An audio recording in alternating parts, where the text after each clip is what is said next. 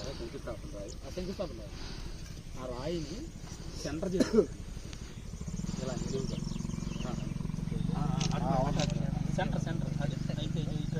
అయితే అంతే అంతే దయమీడువేను మా తండ్రి, పూజమీడువేను మా దేవ. ఈ సమయంలో తండ్రి ప్రియచెల్లి విజయకుమారిని బట్టి ప్రార్థన చేస్తున్నాను.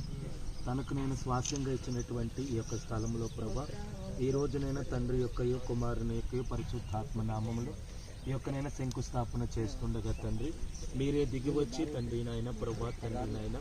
24 పెద్దలతో నైనా ప్రభా, 12 మంది నాయన ప్రభా స్తోత్రం తండ్రి నాయన నైనా ప్రభా స్తోత్రం పట్టణముల గుమ్మముతో ప్రభు నాయన ఆ పరలోక పట్టణం మా కొరకు నిర్మించిన దేవుడు.